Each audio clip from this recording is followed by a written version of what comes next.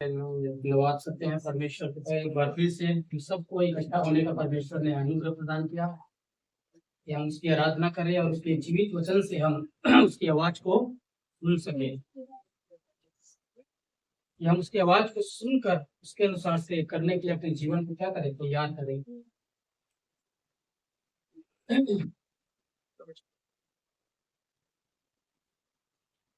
पिछली बार के जितने वचन आप लोग सुन रहे हैं सब ध्यान में है ना, सब प्रैक्टिकली कर रहे हैं अपने जीवन में।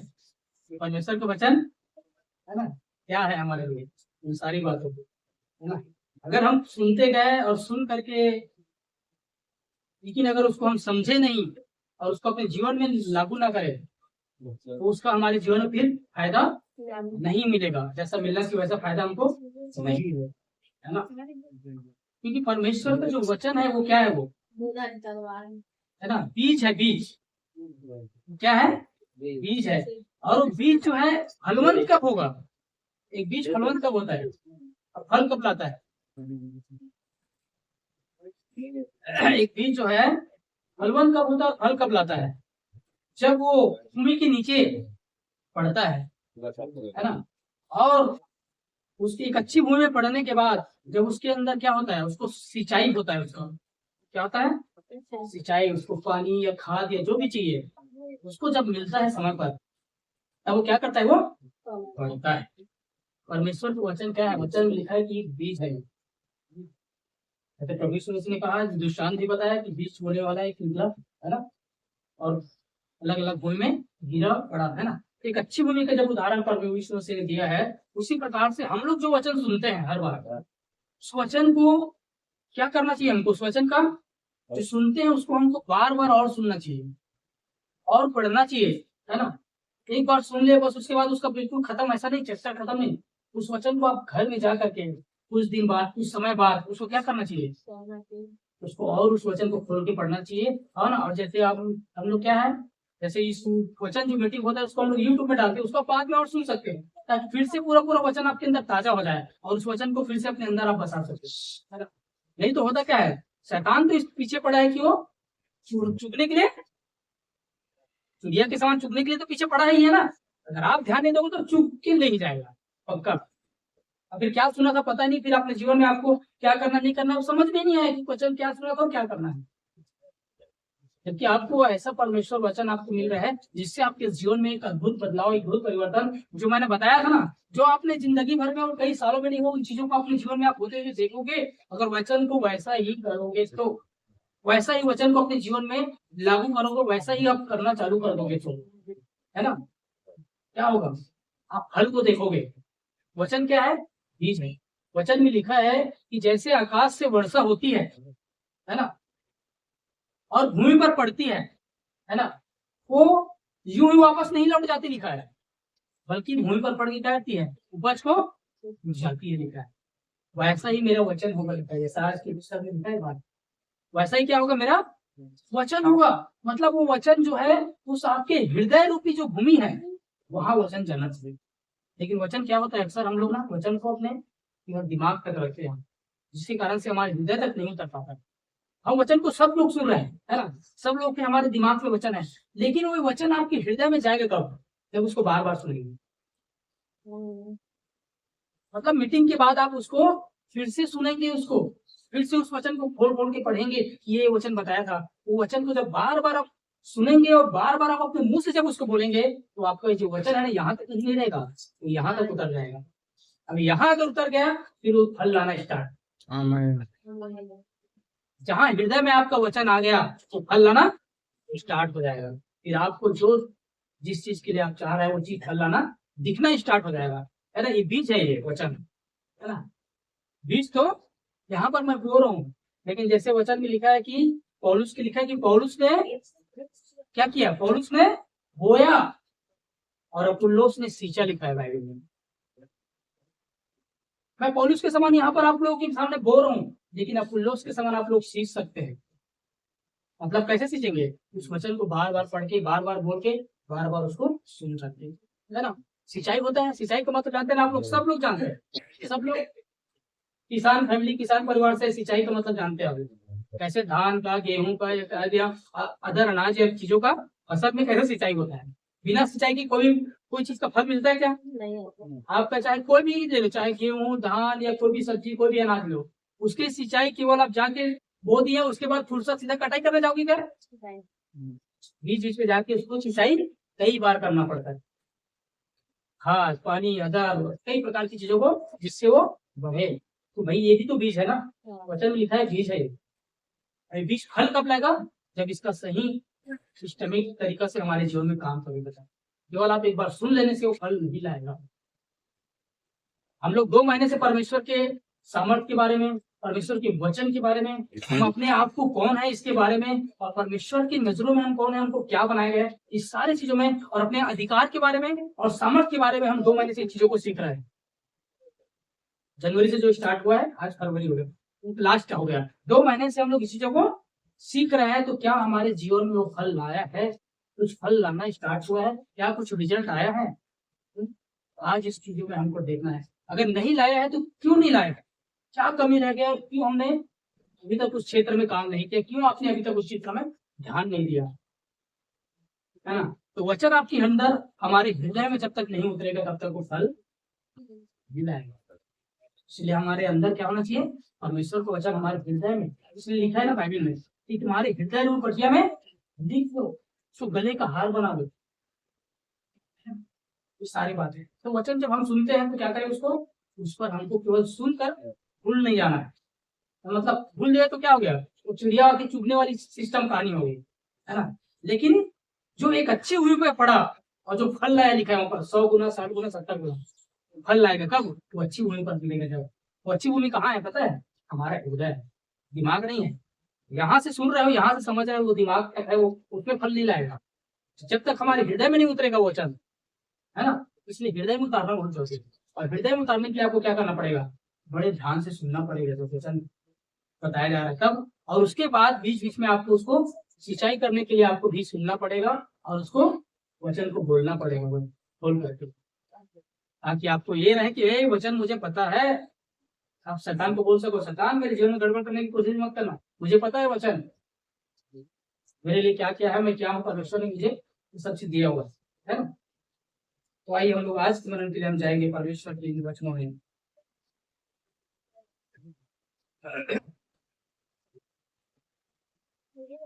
हालेलुया। याकूब की पत्री खोलेंगे 3 अध्याय उसका 16 पद।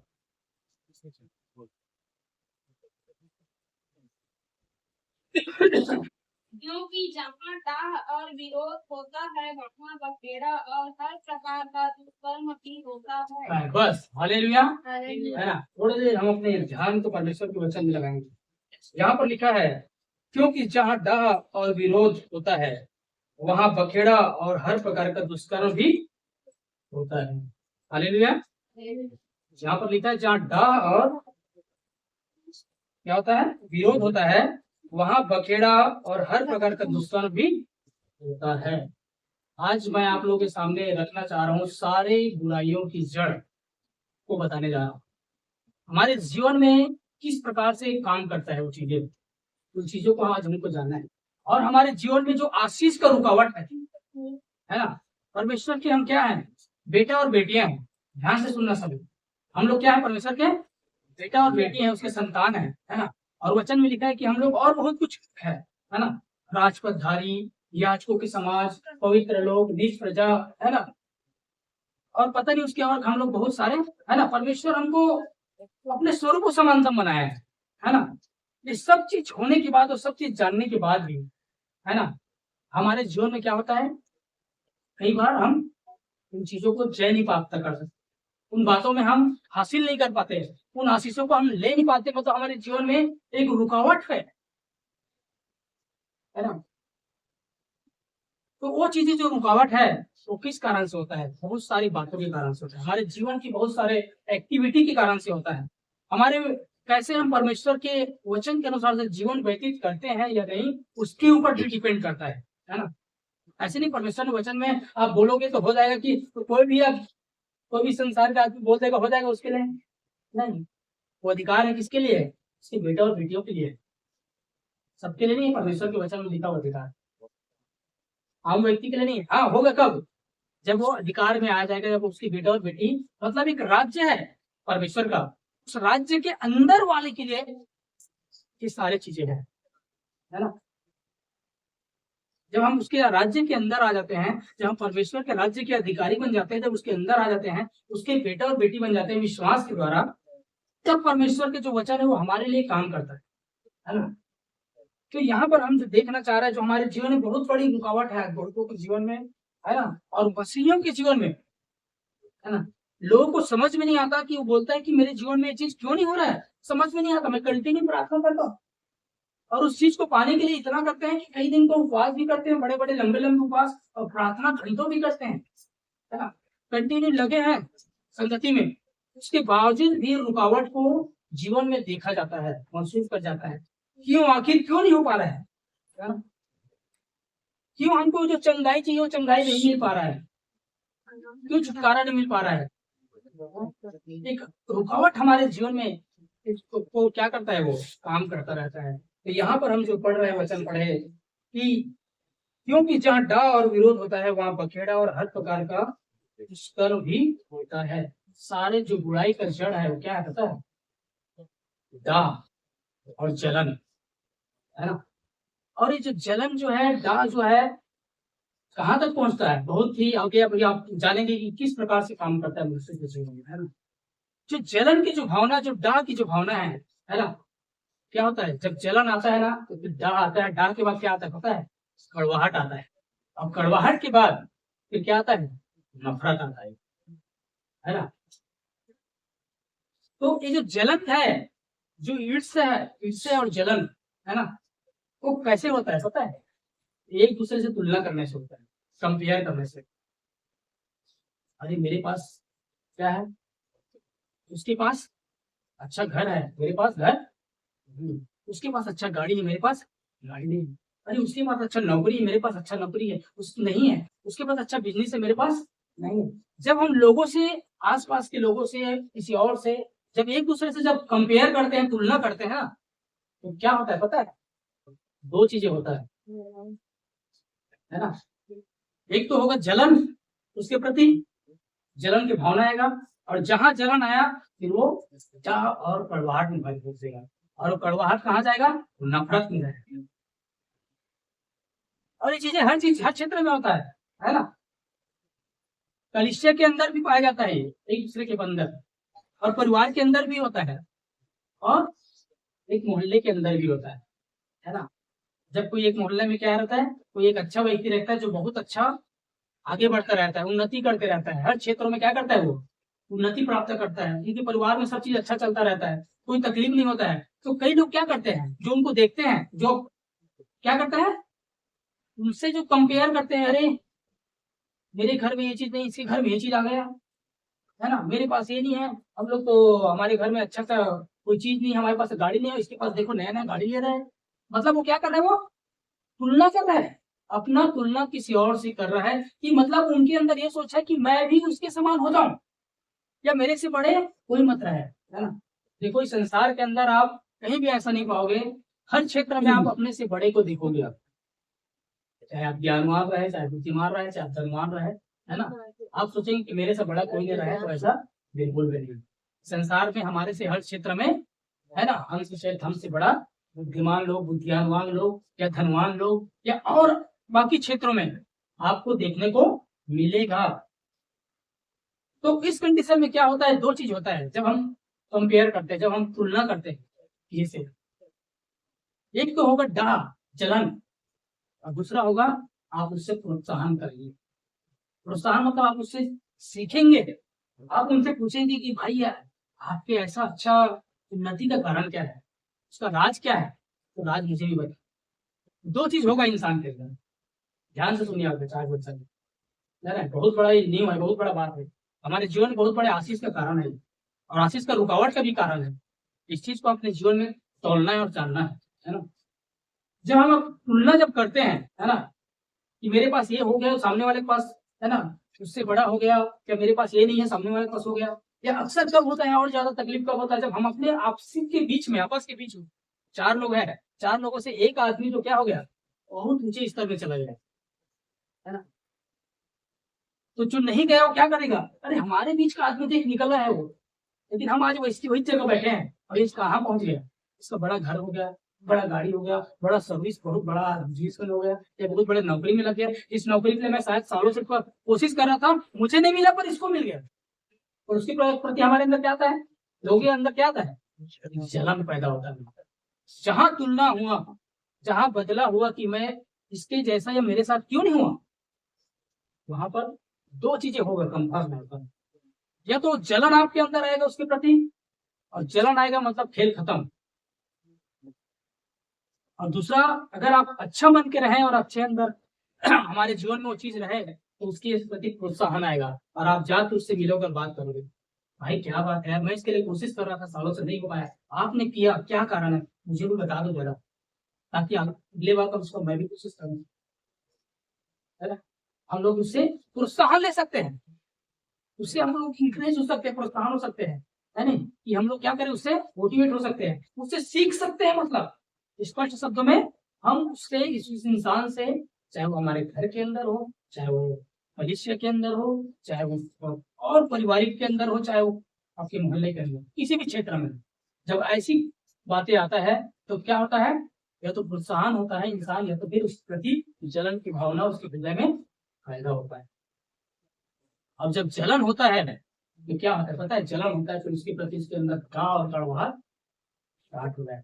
अब जब कड़वाहट स्टार्ट होगा तो क्या होगा, कड़वाहट आएगा और फिर उसके बाद नफरत आएगा। जहां नफरत आया, कड़वाहट आया, तो फिर आप क्या करेंगे, उससे, उसके साथ आपका कनेक्शन खत्म। जिसके प्रति भावना में जलन की भावना आ गई, जिसके प्रति डर आ गया, जिसके प्रति कड़वाहट आ गया, जिसके प्रति बैर की भावना आ गई, मतलब नफरत आ गई, उसके प्रति क्या हुआ, आप उसको सीधा फेस मुंह नहीं देखोगे, नहीं, है ना। वो जिस कार्य में जहां जाएगा वहां आप नहीं जाओगे, अरे वो आ रहे मैं नहीं जाऊंगा, मैं उसको देख नहीं सकता, बहुत आगे बढ़ गया, मैं इससे नहीं देख, बर्दाश्त नहीं कर रहा। ये चीजें होता है, ये चीजें केवल है बाहरी लोगों के साथ नहीं भाई, उससे कहीं ज्यादा मसीहों के साथ होता है। एक चीज और बता रहा हूँ आपको, हाँ, ऐसे नहीं कि हम लोग बिल्कुल आ गए तो नहीं होता है, चीजें काम करता है। अब ये चीजों से सामना आपको इस पृथ्वी में रहते तक करना भी है, ये भी याद रखेंगे। इस कंडीशन से आपको, आप ऐसा नहीं कि आप ये नहीं, आपके सामने ऐसे ऐसे लोग निकलेंगे, लेकिन हमारे अंदर जलन की भावना नहीं आना चाहिए, हमारे अंदर प्रोत्साहन के लेने की, सीखने की कोशिश अंदर आना चाहिए। अरे क्या बात है, उससे मैं पूछूं, हालांकि हो सकता है आपसे वो छोटा हो सकता है, उम्र में छोटा हो सकता है ना? आपसे कम पढ़े लिखे हो सकता है सामने वाला, जो आगे ऊंचाई में चला गया है, इसको हम लोग देखते होता है ना। पुरुषों में भी होता है और स्त्रियों में भी होता है, घर परिवार के अंदर, है ना। क्या क्या होता है, कई लोग क्या करते हैं, स्त्रियों में क्या होता है, अगर कोई अच्छा साड़ी पहना तो नहीं पहना उसके लिए चलन आ जाता है, इसके पास अच्छा अच्छा साड़ी है ना।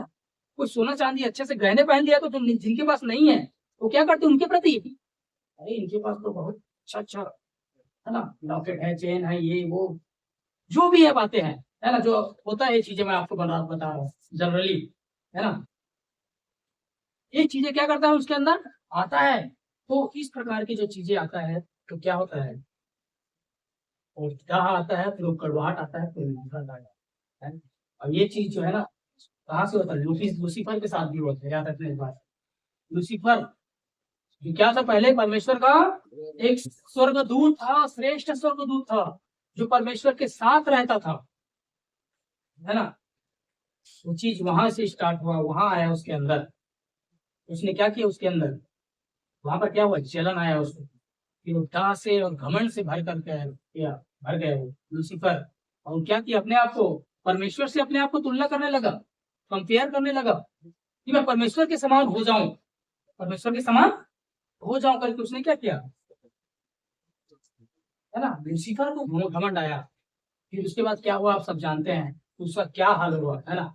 जो परमेश्वर के साथ रहता था वो परमेश्वर का दुश्मन बन गया हमेशा के लिए, वो शैतान बन गया, वो जो स्वर्गदूत था पहले। आज परमेश्वर और शैतान में क्या है, अलग है, 36 का आंकड़ा है। जो कभी वो एक अच्छा स्वर्गदूत था उनके साथ रहता था, है ना, उसको अपने उस पद में, जो उसको मेन स्वर्गदूत का और उसके सामने हजारों स्वर्गदूत को उसके नीचे रखा था परमेश्वर ने, उनको अधिकारी बनाया था। उसमें उसको क्या है, वो संतुष्ट नहीं हुआ वो, पर तो अपने आप को और परमेश्वर के समान बनाने का सोचने लगा। मैं परमेश्वर के समान हो जाऊं, परमेश्वर के सिंहासन के पास बैठ जाऊं, उसके सिंहासन में बैठी। मतलब एक जलन उसके अंदर आया और वो चीजें आया, फिर वहां पर क्या हुआ हम जानते हैं।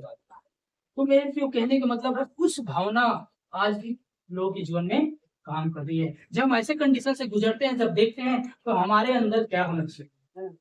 मैं क्या बताना चाह रहा हूँ कि हमारी जो हृदय है, कैसा हृदय होना चाहिए। आपके हृदय की रक्षा करने की जिम्मेदारी आप है।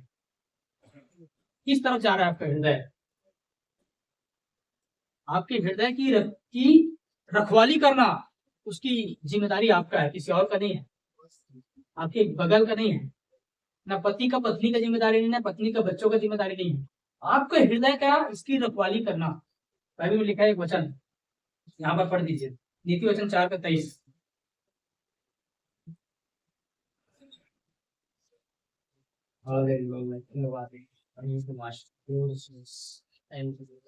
सबसे अधिक अपने मन की रक्षा कर, जो हाँ। जीवन का मूल स्रोत वही हो। हाँ, हालेलुया। क्या लिखा है यहाँ पर, सबसे अधिक अपने मन की रक्षा कर। हमारा मन क्या है, हमारे हृदय को दिखाता है। परमेश्वर के वचन में मन मतलब हमारा हृदय, हमारे अंदर जो रहता है, उसकी क्या कर, रक्षा कर।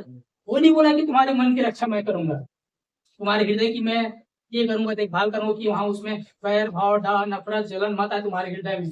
मैं वहां एक दरवाजा रख दूंगा ताकि मत घुस सके। ऐसा लिखा है कहीं बाइबल में? परमेश्वर के वचन में नहीं लिखा है। उसकी जिम्मेदारी आपका है। आप अपने हृदय को, अपने मन को कैसा रखते हैं। क्या किसी अपने करीबी को या किसी आपके अपने बीच के लोगों को बढ़ते हुए देखकर आप जलन और डांट से भरते हैं, या उससे सीखते हैं, प्रोत्साहन लेते हैं। ये आपकी हृदय है, जो आपका जिम्मेदारी है कि आप कैसा बनाते हैं उस हृदय को। आप जैसा अपने हृदय को आप करेंगे, वैसा ही वो जाएगा, और वहां से डिपेंड करेगा आपके जीवन का परमेश्वर के साथ संबंध, और परमेश्वर के आशीषों की आपके जीवन में आना और नहीं आना हमारे हृदय के ऊपर डिपेंड करता है। और हम अपने हृदय को कैसा रखते हैं, ये आपके ऊपर डिपेंड करता है, आपकी जिम्मेदारी है। यहाँ पर इसीलिए लिखा है, सबसे अधिक अपने मन की चौकसी कर। और उसके बाद क्या लिखा है, जीवन का मूल स्रोत मूल स्रोत टोटल सारे चीज उसके ऊपर डिपेंड करता है। जहां आपने अपने हृदय में पाप को लाया, वचन में क्या लिखा है कि यदि तू मन से कर लिया तो हो गया, है ना। यदि तू, वचन में जैसे लिखा है कि किसी स्त्री को देखकर मन से उसके साथ पाप कर लिया, सोच ही लिया, तो वह विचार उसके साथ कर लिया, है ना। रियल में उसके साथ कोई विचार करने की जरूरत नहीं। जो रियल में किया है वो, और तू मन से किया है वो, दोनों का पाप परमेश्वर दृष्टि में बराबर है, याद रखना। और उसके दृष्टि में जब न्याय करेगा वो आपका भी करेगा, क्योंकि आप मन में किया ना, किसी और ने रियल में किया तो आपने मन में कर लिया, दोनों का बराबर है वो पाप। सोचो हमारे मन कितना मूल स्रोत है लिखा है वहां पर, मतलब हमारे मन की कितना चौकसी करने की जरूरत है। कभी भी कुछ भी सोच ले, ऐसा नहीं है। कब क्या सोचते हैं उस पर ध्यान देना है, और वचन के अनुसार सोचना है। जब उसकी बेटा और बेटियां हैं, हमारे मन में अगर, क्योंकि जो मनुष्य के अंदर रहता है वही बाहर निकलता है, लिखा है, वही मुंह से निकलता है। जो मन के अंदर रहता है वही मुंह से बाहर निकलेगा ना भाई।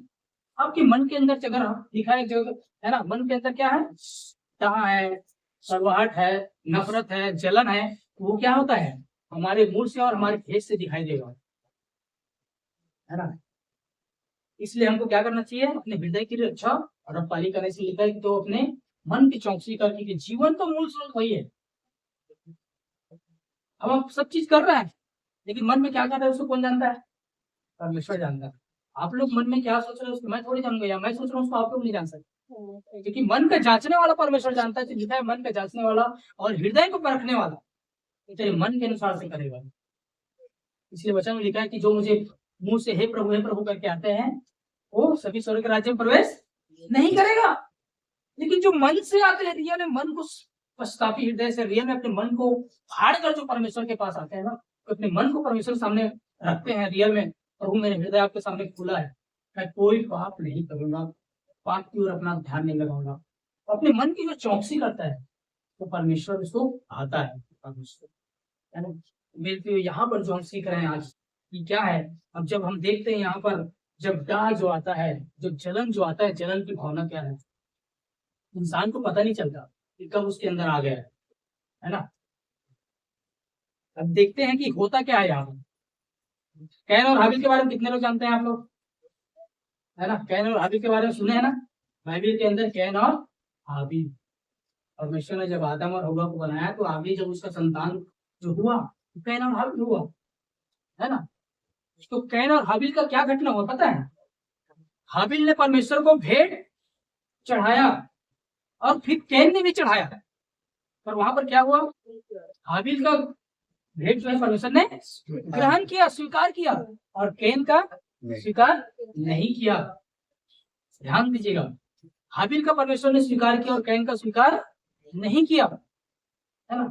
तो वहां पर क्या हुआ, वहां पर कैन के अंदर जलन आया, जलन आया कैन के अंदर हाबिल के प्रति, कि उसने इस परमेश्वर ने इसका भेंट को ग्रहण कर लिया, मेरे भेंट को ग्रहण नहीं किया, है ना। उसने क्या किया, उसने जब उसके अंदर जलन आया तो जलन आया, फिर उसके अंदर डह और कड़वाहट आया, और कड़वाहट आने के बाद उसके अंदर नफरत आया। जब नफरत आया फिर उसने क्या किया, उसका हत्या कर दिया, मार दिया उसने अपने भाई पे। किस कारण से, जलन के कारण से। देखो जलन का परिणाम कहां तक, जलन का परिणाम किसी को मारने तक चला जाए। कैन ने हाबिल को मार दिया सिर्फ एक ही कारण से, सिर्फ जलन की कारण से, कि इसका परमेश्वर ने ग्रहण कर लिया, मेरा नहीं किया, है ना। उसको करना क्या चाहिए था, उसको उससे सीखना था, प्रोत्साहन लेना था उससे, हाबिल से, कि भाई क्या बात है, परमेश्वर ने आपको आपका भेंट को ग्रहण किया, ऐसा क्या, कौन सा तरीका से भेंट दिए हो, उसका कुछ तरीका मुझे भी बता दे, ताकि मैं कम से कम अगले बार और भेंट चढ़ाऊं तो मेरा भी ग्रहण कर ले, है ना। उसका राज बता दे, आपकी भेंट को परमेश्वर ने एक ही बार में ग्रहण कैसे कर लिया और मेरा को इनकार कर दिया, तो जान गया मुझे। उसको उससे सीखने की जरूरत था वहां पर, और उसने क्या किया, जलन से भरकर, डाह से भर करके, नफरत के द्वारा उसने उसका क्या कर दिया, हत्या कर दिया। ये है डाह और जलन का परिणाम। आज भी हमारे जीवन में हमारे बीच में ये चीज होता है, बशर्ते हम लोग उस कैन की तरह जाकर रियल में उसके अंदर तलवार या चाकू नहीं मारते किसके अंदर, और अपने हृदय से उसका अंदर हत्या करते हैं। जब जलन और डाह होता है तो क्या होता है पता है, उसके बारे में अच्छा सुन नहीं सकते, जिसके प्रति जलन और डाह रहता है। कहीं पर उसकी बड़ाई होता है ना तो हम लोग उसको सुन नहीं सकते, सामने वाले बोलेंगे उसका बड़ाई मत कर, नहीं सुन सकता। और जब जरूरत पड़ेगा, समय पड़ेगा, तो हम क्या करेंगे, उसका बुराई करेंगे वहां। और जहां किसी की बुराई या निंदा होती है वहां पर ना तलवार से मारने से भी बड़ा पाप है बाइबल के अंदर।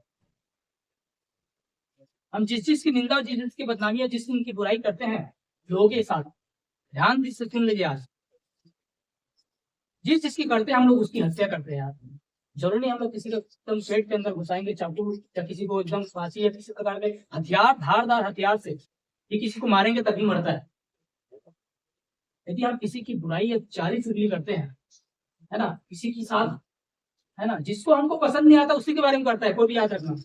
जो आपको प्रिय उसके बारे में करोगे क्या, कोई करेगा, है कोई या दूसरा करेगा, उसको आप बोलोगे उसको मत बोल, मैं जानता हूं उसको, क्योंकि आप उसको बहुत प्रिय है, आप उससे प्यार करते हैं, लेकिन आपके मन में उसके प्रति कड़वाहट है कहीं ना कहीं, तो सामने वाला कर रहा है उसके साथ आप भी भाग हो जाएंगे। हाँ यार सही बात है, मैं जानता हूँ वो तो ऐसा वैसा है, वैसा सुना उसके बारे में, हाँ वही मेरे साथ भी कुछ ऐसा ऐसा किया है, मेरे साथ भी गलत किया है, सही नहीं किया है उसने। कब होता है ये, जब हमारे अंदर उसके प्रति दाह और नफरत रहता है तब। आज इस चीज को तोड़ने की जरूरत, अपने घर क्षेत्र को आज जांच लीजिए, जांचने की जरूरत है, और जांच करके उसको निकालने की जरूरत है, उसको रखना नहीं। नहीं तो वो कारण क्या है पता है, हमारे जीवन में आशीष का गिरावट का कारण। आप आशीषित हो ही नहीं सकते, अपने परिस्थिति से बाहर नहीं आ सकते अगर इस डर और जलन में आप, चाहे किसी के प्रति क्यों ना हो, आपके जीवन में कोई भी क्षेत्र में किसी प्रति भी हमारे अंदर यदि पाया जाता है डर या जलन, तो आप अपने लाइफ में सक्सेस नहीं हो सकते, कोई भी इंसान नहीं हो सकता। जिनको लगता है कि मैं सक्सेस हो रहा हूँ वो धोखा में है, वो नहीं है, वो कैसे बुरी तरह से गिरेगा पता नहीं, ऊपर ऊपर है वो, कि परमेश्वर अपने वचन में इन चीजों पर दिया है। जब आज कई बार होता है हमारे जीवन में, कई कारण क्यों होता है, जब हम परमेश्वर के वचन का घोषणा करते जाते हैं कि हम परमेश्वर के वचन को जब सीख गए घोषणा करना, बोलना सीख गए, कि हम उसके बाद भी कई चीजें नहीं होता। क्यों? क्योंकि हम अपने जीवन में क्या, अपने अंदर में कुछ और रख के चल रहे हैं। आज उन चीजों को जांचने की जरूरत है और उनको अपने जीवन से निकाल कर फेंकने की जरूरत है और अपने हृदय को शुद्ध पवित्र कर, है ना। तो कैन ने क्या किया, हाबिल की हत्या कर दिया उसी जलन और डांट के कारण से। और आज हमारे जीवन में भी हम लोग क्या करते हैं, अनजाने में कईयों के साथ काम करते हैं, जो वही हुआ है ना। और इसकी गहराई को लोग नहीं जान पाते हैं, इसी कारण से बोलते रहते हैं, मुंह अगर खुला ना तो उसका बंद होने का नाम ही नहीं होता है। जहाँ चारी चुगली स्टार्ट हुआ, जहाँ बैर भाव, जहाँ बोलना स्टार्ट हुआ, है ना। और कई लोग तो उनको मन में है, मतलब वो किसी के बारे में कर देते हैं, है ना? प्रभु के कोई अच्छे लोग के बारे में, प्रभु के कोई अच्छे बेटा बेटी या दास दासी के बारे में भी करते हैं। कलीसिया के अंदर क्या होता है, मसीह मंडली में क्या होता है, जो सेवक पसंद नहीं उसके बारे में चलता है, या उसका लेखा परमेश्वर लेगा। आप मत बोलिए, आप आपकी भागीदार मत बनिए। परमेश्वर कहता है कि पलटा लेना मेरा काम है, चाहे वो कितना भी गंदा काम करे, वो कितना भी घिनौना काम करे, आपको और हमको उसके बारे में बोल करके अपने आप को भाग बुलाने की जरूरत नहीं है ना। उसी प्रकार से किसी के बारे में ऐसा नहीं बोलना चाहिए कि वहां पर हम क्या करते हैं, उसके साथ अगर ऐसा करते हैं ना तो हम वहां पर हत्या वाली काम हत्या करते हैं हम उसका रियल, क्योंकि उसका हम क्या कर रहे हैं, उसकी इज्जत को हम वहां पर क्या कर रहे हैं, नीलाम कर रहे हैं, बेच रहे हैं। उनको छुपाने या उनकी तारीफ करने के बजाय हम उसको और छोड़ रहे हैं, है ना। तो कोई गलत किया उसके बारे में तो वहां पर क्या है, हत्या के समान, हत्या से भरा पाप है। तो ये कारण, ये होता कैसे है, इस जलन के द्वारा होता है। इस जलन और भावना को आज हमको जानने की जरूरत है, और उनके द्वारा और नफरत और कड़वाहट, जिसके कारण से आज इंसान क्या करता है, देख नहीं पाता एक दूसरे को, सहन नहीं कर पाते लोग, है ना। और वो कड़वाहट में जीवन बिताते हैं। और वो जो कड़वाहट है ना, वो फिर आपके जीवन को, आप कभी भी कोई भी क्षेत्र में आपके जीवन में सुखी नहीं रहती। जहां आपके अंदर कड़वाहट घर करके जाता है, फिर वो कड़वाहट क्या करता है, कड़वाहट अगर एक के अंदर है ना तो पूरे परिवार में है, तो पूरे परिवार को कड़वाहट से भर देगा, माहौल खराब हो जाता है पूरा।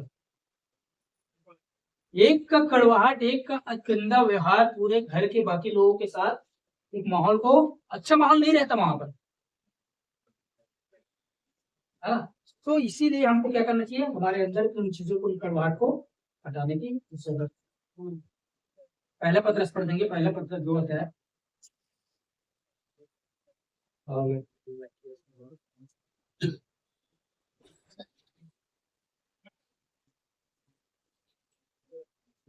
पहला पत्रस 2 अध्याय उसका 1 से क्या लिखा है यहाँ पर, इसलिए सब प्रकार का व्यवहार और छल और कपट और डाह और निंदा को दूर करके नए जन्मे हुए बच्चों के समान निर्बल आत्मिक सुख की लालसा करो, ताकि उसके द्वारा उद्धार पाने के लिए बढ़ते जाओ, क्योंकि तुमने प्रभु की कृपा का स्वाद चख लिया है। बस हालेलुया।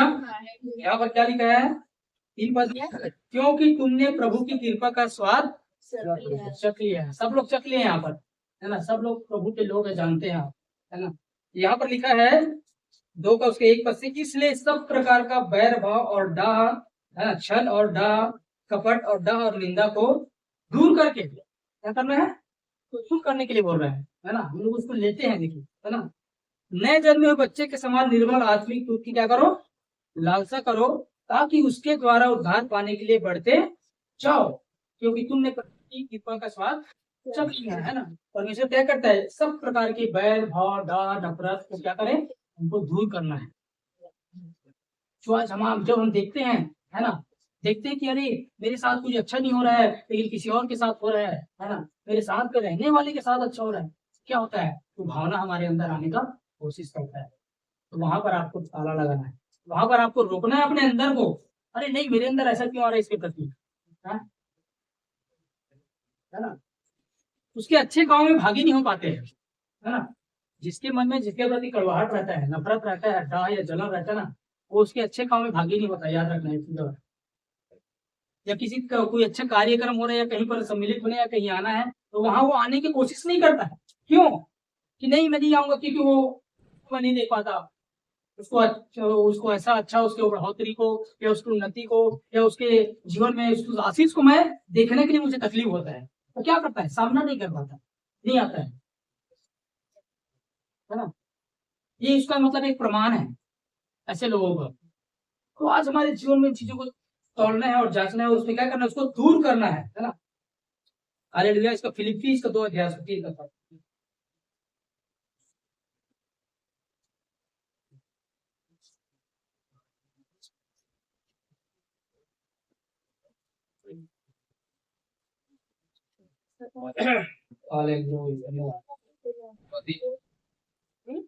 विरोध या झूठी बड़ाई के लिए कुछ ना करो, पर दीनता से एक दूसरे को अपने से अच्छा समझो। बस यहाँ पर क्या लिख रहा है, वचन क्या बोल रहा है? विरोध या झूठी बड़ाई के लिए कुछ न करो, पर दीनता से एक दूसरे को अपने से अच्छा समझो। कोई भी आदमी अपने से अच्छा को कब समझेगा पता है? जिसके अंदर जलन की भावना या डाह की भावना रहेगा, वो कभी अपने से दूसरे को अच्छा नहीं समझेगा। वो क्या समझेगा? मैं ही अच्छा हूँ, मैं ही अच्छा हूँ, मैं ही सही हूँ, सामने वाला गलत है ना। या मेरे से अच्छा कोई हो नहीं सकता, है ना। या अपने से बड़ा या किसी और की तारीफ वो सुन नहीं सकता, वो इंसान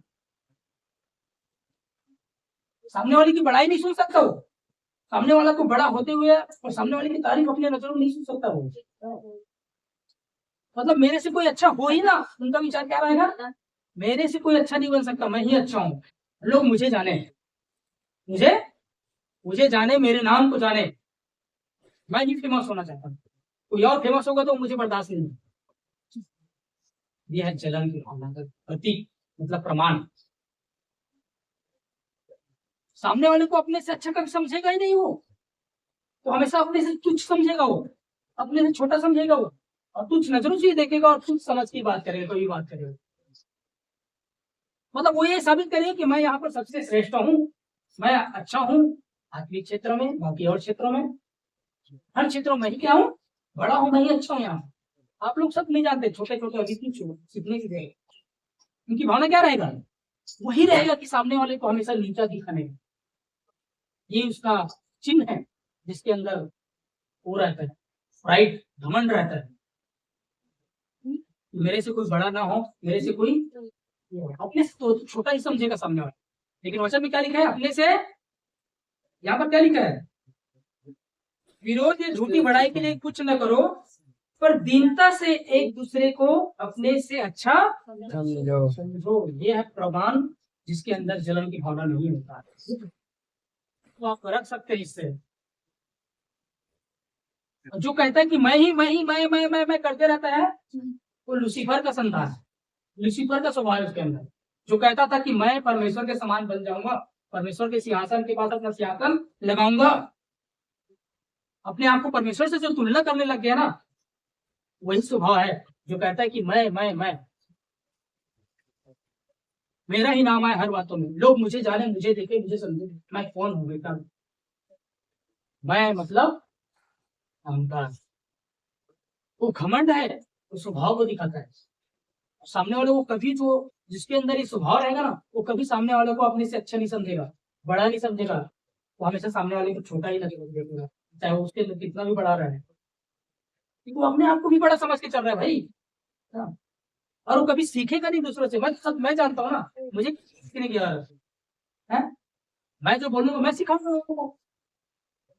यह है घमंड की पहचान और जलन की पहचान, और ईर्ष्या और नफरत की पहचान ये। लेकिन जो दीन होने यहाँ पर लिखा है, दीनता से क्या करो? अपने से, एक दूसरे को अपने से अच्छा समझो, अपने से बड़ा समझो, और अपने आप को दीन करो, अपने आप उसके अधीन हो, लिखा है। आज लोग कोई सीखना नहीं चाहते, अपने आप में उनको ये रहता है, मैं तो जानता हूँ भाई। संसार की बात छोड़ दीजिए, हमारे मसीह जीवन में, मसीह क्षेत्र में, अरे मैं वचन जानता हूँ भाई, वचन पढ़ चुका हूँ, अपने आप को इतना मास्टर माइंड समझते हैं। और वचन कहता है कि जैसा तो अपने आप को समझ रहा है वैसा नहीं है।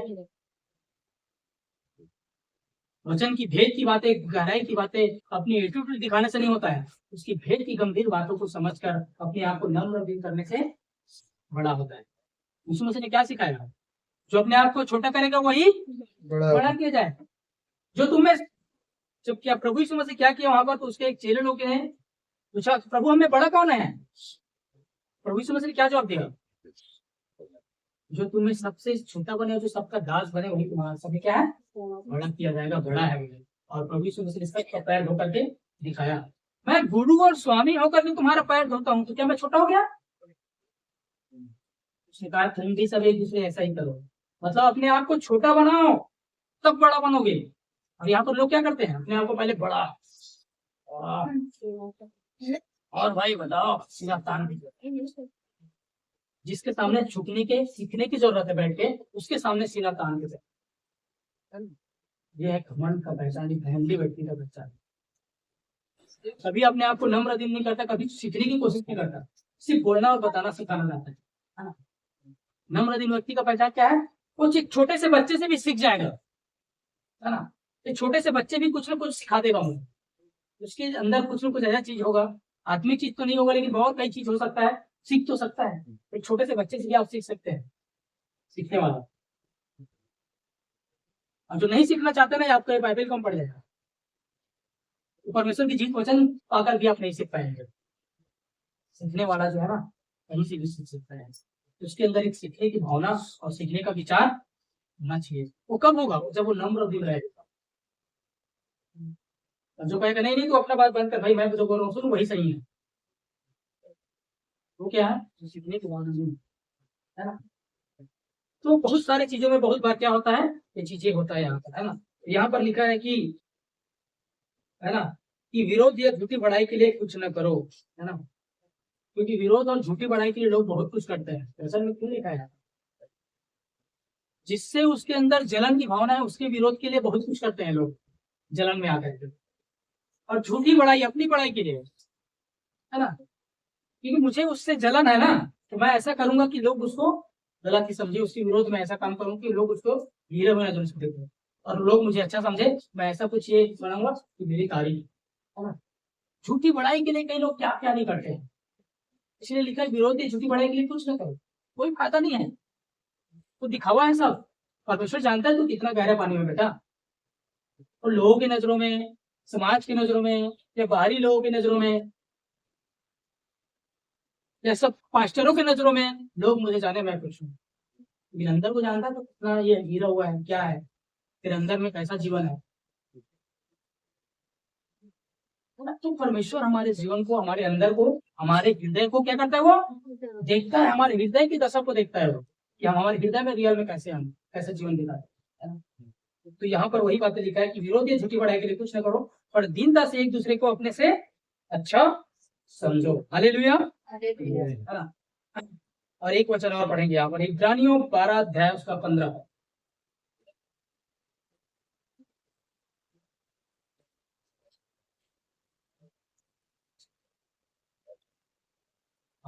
ध्यान से देखते रहो, ऐसा ना हो कि कोई परमेश्वर के अनुग्रह से वंचित रह जाए, या कोई कड़वी जड़ फूट कर कष्ट दे और उसके द्वारा बहुत से लोग अशुद्ध हो जाए। हालेलुया। यहाँ पर क्या लिखा है? ध्यान से देखो, देखते रहो, ऐसा ना हो कि कोई परमेश्वर के अनुग्रह से वंचित रह जाए, या कोई कड़वी जड़ फूट कर कष्ट दे और उसके द्वारा बहुत से लोग अशुद्ध हो जाए, है ना। ध्यान से सुनना, यहाँ पर परमेश्वर वचन क्या बोल रहा है ना। ध्यान से देखते रहो, है ना। हम लोग ध्यान नहीं देते हैं, कब क्या सोचते हैं, क्या बोलते हैं, कैसा करते हैं, हम लोग ध्यान नहीं देते हैं, है ना। और परमेश्वर वचन कहता है कि ध्यान से देखते रहो, ध्यान देने की जरूरत है। कब हमारे अंदर किसके प्रति कहीं कुछ आ रहा है कि नहीं आ रहा है, कब हम कहीं दास तो नहीं भर गए किसी के लिए, है ना। अपने बीच के किसी भाई को देख करके कहीं हमारे अंदर उसके प्रति कड़वाहट तो नहीं आ गया, कि हम उसका सामना नहीं कर पा रहे हैं, या देख नहीं पा रहे हैं, या उनकी कोई भी कार्यक्रम में शामिल नहीं हो पा रहा है। हमारे अंदर को उसको ध्यान से देखने की जरूरत है आपको अपने अंदर को। लेकिन हम लोग अक्सर दूसरों को देखते हैं, है ना, क्या करते हैं हमारे अंदर, हमारा स्वभाव क्या है लोगों का, दूसरों को देखते हैं आप कि वो क्या करता है, देख वो तो ऐसा ऐसा करता है, हाँ? और अपने अंदर को नहीं देखते। इसलिए वचन में लिखा है कि अपने भाई का आंख का तिनका क्यों देखता है, हमारे अपने आंख का लट्ठा नहीं सोचता। वचन में लिखा है ना, अपने भाई का आंख का तिनका देखता और अपने आंख का लट्ठा नहीं सोचता। मतलब क्या है वचन का मतलब, हम दूसरों की बुराई को बस देखते हैं, छोटा है उसको देखते हैं बड़ा बनाएंगे करके, और हमारे अंदर जो बड़ा है उसको दबाते हैं, दबा के रखते हैं। वचन का बोलने का मतलब वही है। तो हमको क्या करना चाहिए, दूसरे को जो है अपने, है ना, भाई का मतलब किसी भी का, है ना, उसका हमको उसके चिंता को मतलब क्या करना चाहिए, इनको देखने की जरूरत नहीं है, अपने अंदर के लट्ठा को देखने की जरूरत है, अपने अंदर की कमी को जांचने की जरूरत है, उसको सुधारने की जरूरत है, दूसरों की नहीं। जो अपने अंदर को आप जब बदलेंगे और जांचेंगे ना, तो आपको फिर सब चीज अच्छा नजर आएगा, दिखेगा, फिर आपको किसी के प्रति कड़वाहट या नफरत नहीं आएगा, आप दूसरे से फिर अपना जलन नहीं होगा, आप उससे क्या करेंगे, आप सीखना कोशिश करेंगे उससे, उसकी तारीफ करेंगे, उसकी बड़ाई करेंगे आप, और कहेंगे भाई मुझे भी बता इसका राज, मैं भी आपकी तरफ बढ़ना चाहता हूँ, मैं भी आपकी तरफ सीखना चाहता हूँ, मैं भी आपकी तरह इस क्षेत्रों में इन आशीषों को पाना चाहता हूँ जो आपने पाया है आशीष को परमेश्वर से। इसका सीक्रेट क्या है बता दो, क्या करना पड़ेगा वचन से, किस प्रकार से अपने जीवन में लागू करना पड़ेगा, इसको हमको क्या करना चाहिए, सीखना की जरूरत, न कि उससे डाह या जलन रखी। तो यहाँ पर क्या बोल रहा है परमेश्वर का वचन, ध्यान से देखते रहो, ऐसा ना हो कि कोई परमेश्वर के अनुग्रह से वंचित रह जाए। मैंने बताया परमेश्वर के अनुग्रह से वंचित रहने का यही कारण है। आज बहुत सारे लोग परमेश्वर के अनुग्रह से वंचित, बहुत सारे मसीह भाई बहन वंचित, उन आशीषों को वो पा ही नहीं पाते हैं जो परमेश्वर उनको देना चाहता है। तो रखा है उनके सामने, हाथ फैला के रखा है कि भाई ये आशीष लो, तुम्हारा ही है। हम लोग क्या करते हैं, दूसरों को देख करके ऐसा समझते हैं जैसे कि मेरा आशीष तो परमेश्वर ने उसको दे दिया, मेरे हिस्से का गाड़ी उसके पास चला गया, मेरा नौकरी उसके पास चला गया, है? मेरा घर जो अच्छा होना था बढ़िया था वो उसके पास चला गया, है? मैं अभी भी किराए में हूँ, उसके पास खुद का घर हो गया, है ना। इस प्रकार की बातें हमारे विचार में आते हैं कि नहीं आते लोगों के विचार में। भैया उसने परमेश्वर ने आपके हिस्सा को उसको नहीं दिया है, वो उनके हिस्सा के आपका हिस्सा रखा हुआ है, आपको मिलेगा। अपने अंदर से जलन खत्म कर दे, परमेश्वर आपको ही देगा, आपके अंदर भी आएगा। आपके लिए जितना आशीष सब रख मिला है, परमेश्वर ने हर एक को आशीष दिया, किसी को भी छोड़ा नहीं है। वचन में लिखा है वो किसी का पक्षपात नहीं करता है, वो उसको दिया और आपको नहीं देगा, ऐसा नहीं है। हाँ वो नहीं ले पा रहा है वो आपकी कभी, उसने ले लिया ना, जानता है लेने का तरीका, परमेश्वर ने दिया है उसको लेने का तरीका वो जानता है, और आप नहीं जानते इसलिए नहीं ले पा रहे, अभी भी ऐसे बैठे हैं खाली है। जिस दिन आप जान जाएंगे उस दिन भी आपके पास भी आ जाएगा सारे चीजें। परमेश्वर ने अपने वचन के अंदर सारी चीजों को रखा है, आपको जो कुछ चाहिए वो सारे आशीष इस वचन के अंदर है, परमेश्वर के जीवित वचन के अंदर। आपको जो भी चाहिए, जिस भी क्षेत्र की बात है वो आपको इस वचन के अंदर है, आपके लिए रखा है, आपको मिलेगा, बस उसको लेने का तरीका आपको जानना है और ले लेना है। तो यहाँ पर क्या है, परमेश्वर के अनुग्रह से क्या है, आज बहुत सारे मसीह लोग वंचित है, कई सालों से चर्च जा रहे हैं, संगति कर रहे हैं, प्रार्थना कर रहे हैं, बड़े बड़े प्रार्थना उपवास भी कर रहे हैं, सब चीज कर रहे हैं, कई लोग चीजों को पाने के लिए करते हैं, है ना। प्रार्थना उपवास बहुत अच्छी चीज है और करना चाहिए, लेकिन उसका एक उद्देश्य सही होना चाहिए। किस उद्देश्य से किया जाए, कुछ पाने के लिए प्रार्थना उपवास कभी नहीं करना चाहिए।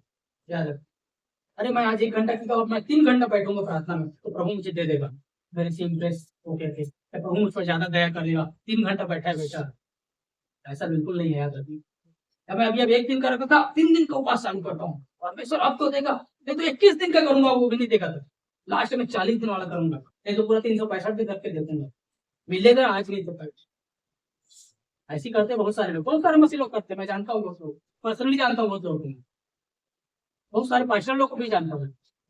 मैं किसी को बुराई नहीं कर रहा हूँ, परमेश्वर के सामने हूँ, पर मैं जानता हूँ बहुत लोगों को जो यही सोच के चलते हैं मसीह जीवन में, अभी 1 घंटा प्रार्थना, अभी प्रार्थना का टाइम बढ़ा दो भाई, 3 घंटा कर दो, आपको चीज मिल ही जाएगा। ऐसा कोई फार्मूला नहीं है बाइबल के अंदर। अपने जीवन को सही रखिए, वो परमेश्वर ने आपके लिए आशीष रखा है, वो आशीष आपको मिलेगा। इसको लेने की सही तरीका होना चाहिए। आज कितने लोग, कितने मसीह लोग आज बीमारी की दशा में मर जाते हैं, मरते कि नहीं? जीवन भर संगति कर रहे, जीवन भी मसीह जीवन बिता रहे, पर भी बीमारी में खत्म हो जाते हैं। कोई आधा कम समय में खत्म हो जाता है, कोई आधा उम्र में खत्म हो जाता है, कोई कई प्रकार की घटना हो जाता है। क्यों? क्या परमेश्वर उसको चंगा नहीं किया क्या? या क्या परमेश्वर चंगा करना नहीं चाहता उसको? फिर दोष किसको देते हैं लोग? परमेश्वर को दोष देते हैं। हाँ, इस मसीह को मानता था, प्रभु को, अरे जड़ से आता था भाई, कई सालों से जानता हूँ। मोहल्ले वाले, पड़ोसी वाले, रिश्तेदार क्या बोलते हैं? जो प्रभु को नहीं आया वो दिमाग का मजाक उड़ाता है परमेश्वर। अरे हाँ यार, वो बीमारी में खत्म हो गया बेचारा, जवानी में। लेकिन यीशु मसीह को मानता था भाई, कैसे ठीक क्या पता नहीं, वहां पर मजाक उड़ाया जा रहा है, हंसे जा रहा है यीशु मसीह पर। गलती उसका है भैया। प्रभु यीशु मसीह उसके चंगाई के लिए 2000 साल पहले कोड़ा खा चुका है उसने क्रूस पर, उसके एक एक बीमारी के लिए, मानव जाति के लिए। गलती आपका है कि आप उस चंगाई को नहीं दे पा रहे हैं, क्योंकि आप विश्वास नहीं कर पा रहे, विश्वास से अंगीकार नहीं कर पा रहे और उसकी घोषणा नहीं कर पा रहे हैं। शैतान को आप अपने जीवन में जगह देके रखा है बीमारी के रूप में, वो बैठा हुआ है, बैठा रहेगा जिंदगी में। आपने कभी उसको डांटा नहीं है, कभी आपने उसको घोषणा नहीं किया कि भाग मेरे जीवन से। आपने अधिकार दिया है, वचन के अंदर अधिकार आपको दिया ना, आपके मुंह में है। प्रभु यीशु मसीह अपने चेलों को क्या किया? जब उसको बोला कि सुसमाचार सुनाओ, मन फिराओ, उसको चंगाई पर अधिकार दिया कि चंगा करो बीमारों को। उसने ये नहीं कहा कि मैं चंगा करूंगा तुम्हारे पास आके। चंगा परमेश्वर ही करता है, कोई इंसान नहीं करता है, लेकिन अधिकार आप अपने चेलों को देता है। अपने बेटे और बेटी को अधिकार और सामर्थ्य दिया है कि हम उसको बोले और कहें, और वो परमेश्वर के अनुग्रह से वो उसके सामर्थ्य से चंगाई होगा। इस चीज को, इस सिस्टम को नहीं जानने के कारण से लोग आज जीवन भर उसी दशा में जाते हैं, खत्म हो जाते, बीमारी में ही खत्म हो जाते हैं। कम समय में, कम से में। वचन में लिखा है कि परमेश्वर हमको क्या करता है? दीर्घ आयु से तृप्त करूंगा लिखा है, और उद्धार का जो अनुभव हमको दिखाऊंगा। अभी कम समय परमेश्वर कभी किसी को नहीं ले जाता, याद रखिए। परमेश्वर कभी अपना बेटा बेटी को समय से पहले वो नहीं ले जाता। मृत्यु नहीं होती है, समय से पहले होता है, उसका अलग कारण रहता है। परमेश्वर चाहता है, वचन में लिखा है, तो दीर्घ आयु से क्या करता है? वो तीर्थ करता है, ये उसकी एक आशीष है। नहीं जानने के कारण से क्या होता है? वो सारी चीजें हो जाती है। तो मेरे कहने का मतलब मेरे प्रियो कि आज जीवन भर मनुष्य क्या करता है? बीमारी में जीवन बिताता है और बीमारी में ही साथ खत्म हो जाता है, लेकिन चंगाई को नहीं करता। जबकि परमेश्वर ने उसके लिए क्या किया है? थोड़े खा के क्रूस पर चंगाई दे चुका है। आज हमको उसको डांटने की जरूरत है, हमको अपने स्टैंड होने की जरूरत है अपने अधिकार को लेकर। जब हम स्टैंड हो जाएंगे फिर वो चला जाएगा। हम नहीं होते ना, बैठे हैं ना चुपचाप, तो भी हमारे अंदर बैठे हैं लाज करके, गरीबी के रूप में, बीमारी के रूप में, श्राप के रूप में, कमी घटी के रूप में, और नाना प्रकार की कमजोरियों के रूप में। क्या करता है हमारे जीवन में? राज करता रहता है वो, क्योंकि हमने उसको जगह देके रखा है। भाई आप स्पेशल जगह देके रखे हो प्रभु के बेटा बेटी होने के बावजूद भी ना। जिस दिन आप अपने अधिकार को जानोगे कि मैं उसका बेटा हूँ, मैं बेटी हूँ, मेरे ऊपर कोई इसका अधिकार नहीं, कोई जरूरत नहीं तेरे को मेरे अंदर रहने का, मेरे पिता ने उसका बदला पहले से चुका दिया है क्रूस पर। शैतान तो दूर हो मेरे घर के अंदर से, मेरे परिवार के अंदर से, मेरे शरीर के अंदर से, बीमारी के रूप में जो बैठा है, दूर हो। जो परिवार में जो पारिवारिक समस्या है उससे दूर हो। भगाने का जिम्मेदारी आपको दिया भाई परमेश्वर ने। आज आपको उस चीज को जानने की जरूरत नहीं। जब तक आप उस चीज में आप खड़ा नहीं होंगे, मजबूत नहीं होंगे ना, आप एक जय का जीवन नहीं जी पाएंगे। जय का जीवन जीने के लिए आपके लिए कोई दूसरा नहीं आएगा, याद रखना। या फिर से यीशु मसीह नहीं आएगा इस पृथ्वी के अंदर। आपको स्वयं उसने चुन लिया है और आपको दे दिया सारी चीजें। आपको ही खड़ा होना पड़ेगा, आपको ही बोलना पड़ेगा, और आपको जय के जीवन की प्राप्त करनी पड़ेगी, क्योंकि उसके वचन के अंदर सब कुछ कर दिया है। आप बोलोगे वही चीज होके होएगा। आशीष बोलोगे तो आशीष होगा, श्राप बोलोगे तो श्राप होगा। जीवन मृत्यु आपके वश में, मृत्यु वश में। तो हम अपने जीवन को क्या करें? इन चीजों को जाने, और अपने यहाँ पर जो लिखा है कि ध्यान से देखते रहे। ऐसा ना हो कि कोई परमेश्वर के अनुग्रह से वंचित रह जाए, या कोई कड़वी जड़ फूट कर क्या करे? कष्ट दे, और उसके द्वारा बहुत से लोग अशुद्ध हो जाए। कड़वी जड़ मतलब मनुष्य के अंदर जो कड़वाहट लेके चलते हैं ना, जलन और द्वेष और बैर भाव की भावना से, उसके द्वारा क्या होता है, सारी चीजें होता है। इसलिए अपने अंदर से क्या है, किसी के प्रति जलन या डाह या ऐसे बातें हैं तो उसको क्या करे, हृदय में कड़वाहट ना पाले, उसको निकाल के फेंक दे। वो कब होगा, जब इस वचन को हम अपने अंदर आएंगे तो हमारे अंदर जो किसी के प्रति जो कड़वाहट है वो क्या होगा, वो निकल जाएगा। क्योंकि हमारे अंदर जब ये वचन जाएगा तब, हमारे अंदर हृदय में वचन नहीं जाएगा तो वो जो बैठा है ना, वो कड़वाहट बैठा ही रहेगा। ठीक है, तो आइए हम लोग प्रार्थना में जाएंगे। परमेश्वर इन बातों के द्वारा आप सबको आशीष दे और अपने जीवन में एक भक्ति बदलाव को देने पाए। हालेलुया।